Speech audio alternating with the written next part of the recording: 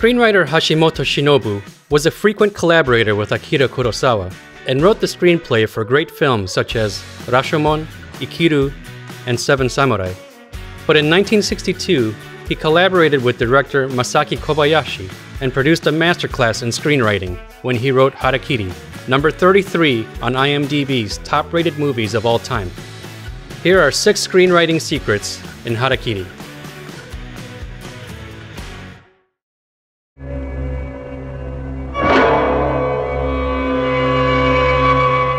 The story of Harakiri takes place in the year 1630. It was a time of peace and stability in Japan after the Tokugawa shogunate took control of the country. However, you shouldn't have to be a historian to enjoy the story. So screenwriter Hashimoto Shinobu gives us what we need to understand the story world. This is also important in giving us the backdrop for the characters' actions. We see that this is indeed a time of peace, and the samurai have nothing to do. あれこれつてを求めて再度の日取りを望んでまいったが、いかようにあがいてもこの太平の世の中、所詮は思うに任せぬ次第。明けても暮れても白武神の石垣勘定。弓矢も当分役に立たぬわ。天下太平、しかい何静かか。They also give us clues as to what brought about this environment. 小様の大名の取り潰しならよくわかる。しかし不代の審判までとは思いのほかに手厳しい。江戸の町々。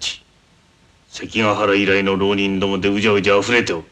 主家の没落いたしたのが元和5年。Give the audience a vivid story experience by giving them what they need to understand the story world of your characters.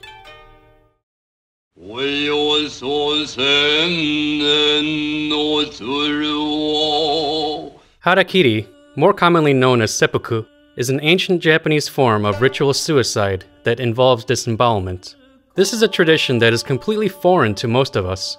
However, since this is the central plot point of the entire film, the audience needs to know how the ceremony actually occurs and what it means to the characters in the story. So it's important to establish the rules of the game. Notice how they're given to us in the story.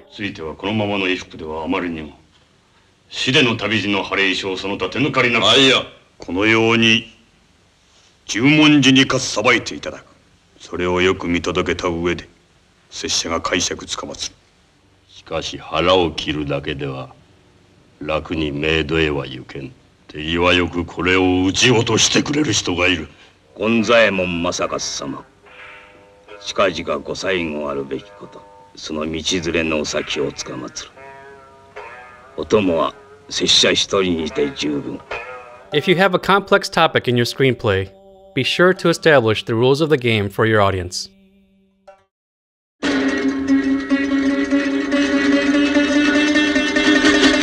The beauty of the film Harakiri is that for most of the first half of the story, we know almost nothing about the main character, Tsugumo. Instead, we're fed pieces of the story puzzle, one by one. This makes the audience become active participants in formulating the story. Let's take a look at how the film gives us these individual puzzle pieces. 元芸州広島福島殿のご家中にございますな。さよう。潔く腹かっさばいて相果てようと思うゆえ、何とぞ願わくば当家の玄関先を貸してはいただけまい。また来おったか。証拠りもなく。貴殿は確か元福島殿の家中のものと聞いたが、千々岩求めと称する御仁をご存知か。晴れの死に場所として当井伊家の玄関先を借り受けたいという。腹を切るつもりなど毛頭なく、ただただ移植に窮するのあまり。The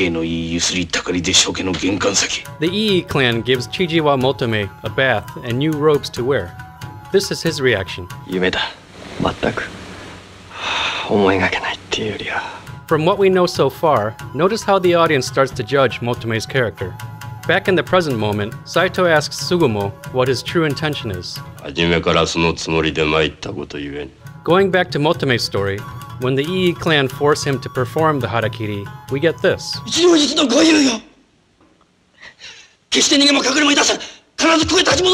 The Ii clan then examine Motome's swords and discover that they're made of bamboo. Back in the present, as Tsugumo proceeds with his own ceremony, he's asked who he wants for his assistant. 初老にて4、5日休息したき旨書面にて届けが出ておりますが。As they wait for a messenger to call on Omodaka at his home, Tsugumo reveals a key piece of information. 慶州浪人知事は求め、いささか拙者の存じよりのものであってな。求めは前髪立ちの15歳。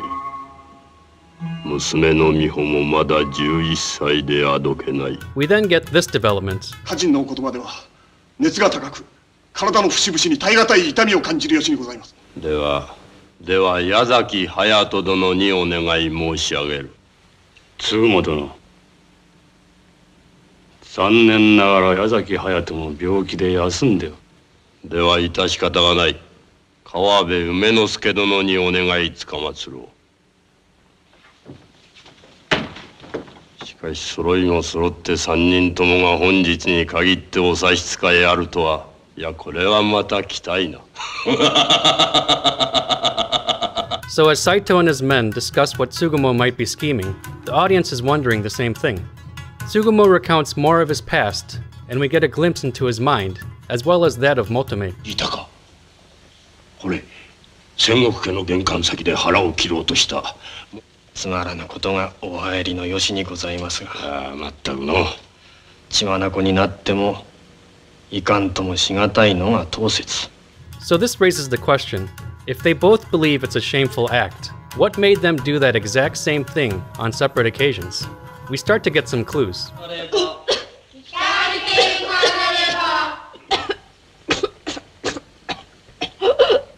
求めは焦った。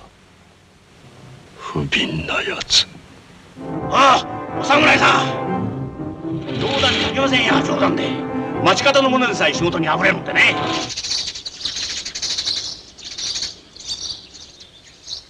いかがいたした。金吾が熱、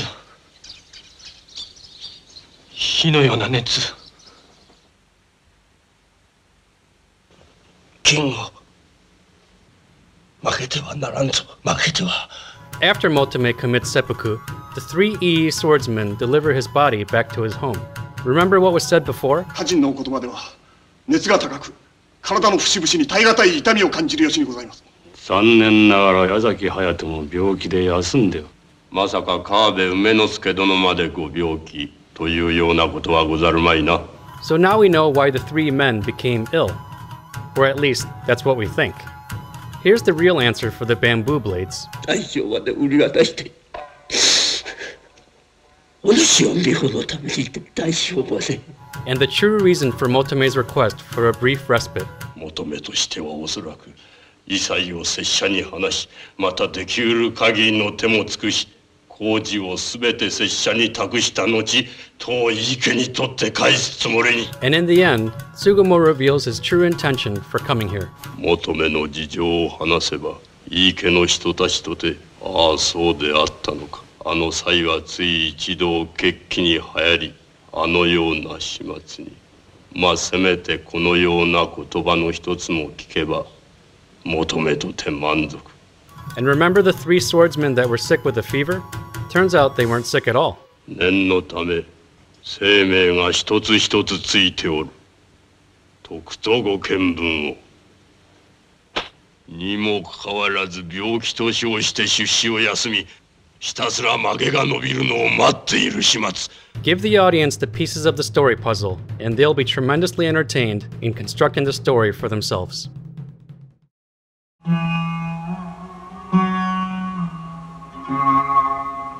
As we can see by now, true character is revealed through action. In this film, as it is in real life, talk is cheap. The members of the Ii clan constantly declare their strict adherence to samurai honor and the warrior code. But look at how their true character is revealed through their actions. First, we have Yazaki Hayato. 据え物切りが得意の矢崎隼人。血気盛ん、腕も立つ。Let's see what his actions reveal about him. When he's followed by Tsugumo, this is what he does.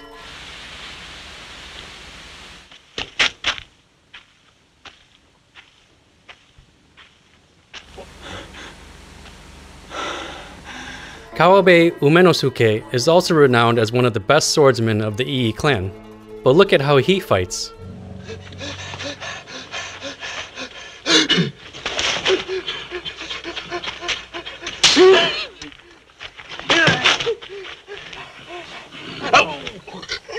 Omodaka says this to Motome, 武士に二言はないはず。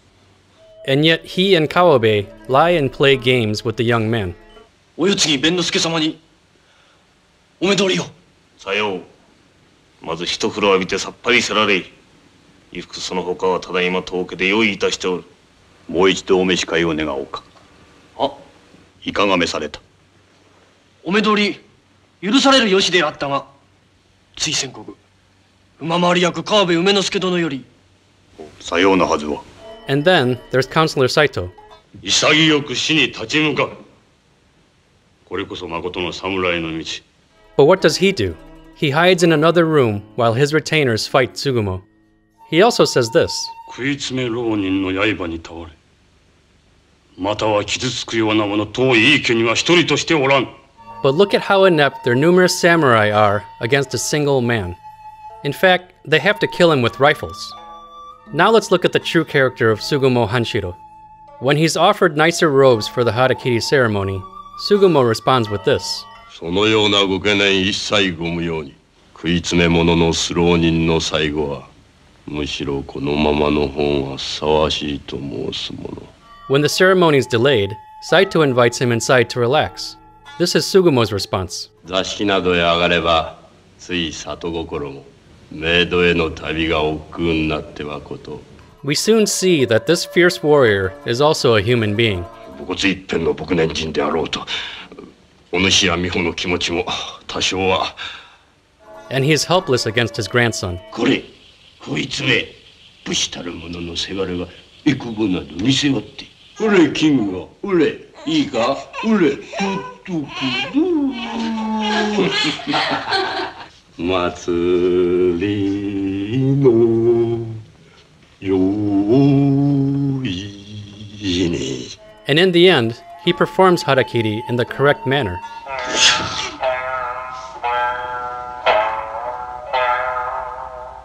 So if you want the audience to understand your characters, be sure to show us who they are by showing us what they do.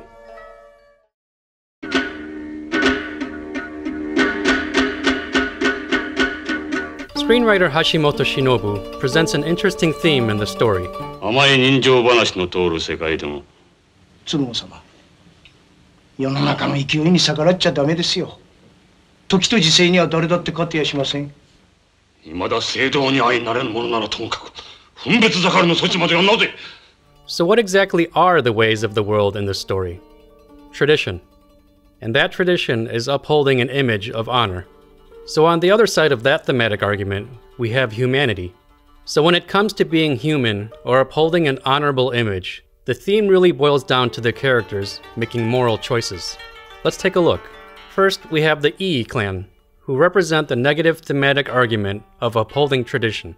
When they're presented with the first Ronin requesting to use their courtyard to commit Harakiri, these are their initial reactions.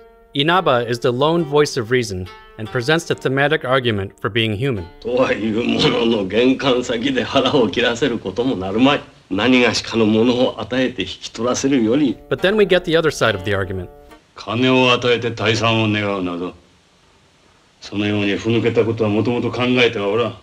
金をやって返せば、またぞろ違うのが玄関先にやってくる。その留守中に当家の意向を損なうがごとき風評はいかなことがあろうとも。 Now look at the moral choices they make as they deal with Chijiwa Motome. They first play games with him, giving him nice robes and telling him he'll have an audience with Master Benosuke. But then Omodaka makes him change into the white robes for the Harakiri ceremony. They use tradition as an excuse for their cruelty.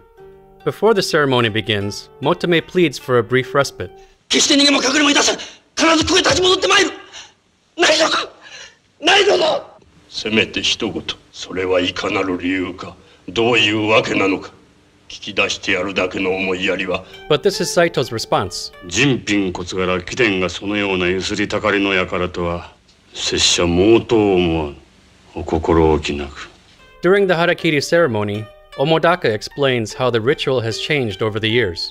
The modern way has become more humane. 切腹の儀も世の移り変わりに従い次第に変遷しつつある。参謀の上の担当に手を伸ばす、そこを見計らい解釈の者が適当に首を打ち落とす。But Omodaka opts for the other side of the thematic argument. すべてを古式にのっとり作法通りに行う。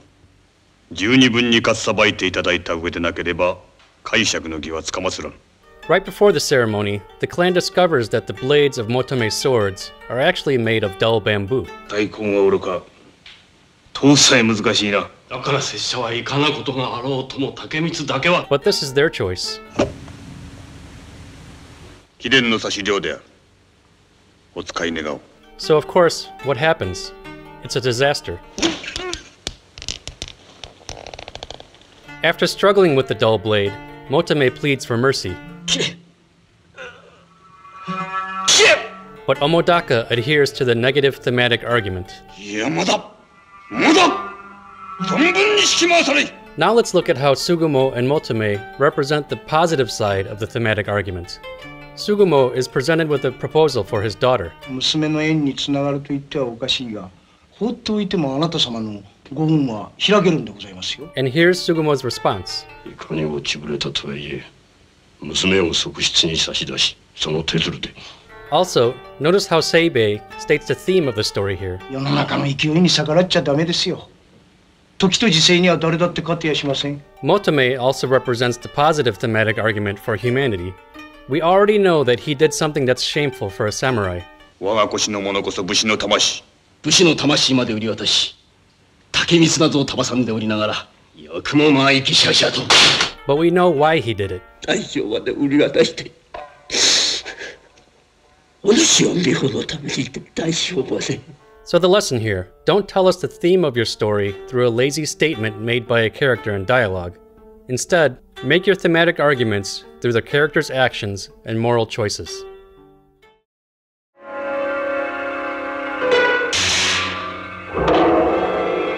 A good screenplay usually starts with an opening image that is later bookended by a mirroring closing image. A good opening image sets the tone, genre, and theme of the story. It gives us a starting point before the audience is taken through the changes of the story. Let's see what we get in this movie. An empty, foreboding suit of armor. We don't know much else. We also hear Saito's entry in a journal. 美濃国お世継ぎ弁之助様、国表より届いたる白河の初鮎、老中土井大井の神様にご献上のため、神田橋上屋敷に立ち向かわる。他に知るすべきご政道向きのことなし。So we have an idea that not much is happening in the beginning. Now let's look at the closing image, which mirrors the opening image, but shows us the result of the change that has occurred in the story. We see the same suit of armor displayed on a pedestal, but now we know what it went through, and that it's been reassembled. And now that we know the theme, we see it for what it really is, empty and hollow, devoid of a human soul. And speaking of theme, it's in this closing image that we get the screenwriter's take on the winning side of the argument in the story. 井伊家の武勇、江戸中に響く。3日の後、江戸城総都城の右り、仮の間において老中、土井大井の神様より、この心がけある限り、井伊家のご家運、ますますご隆盛ならんと。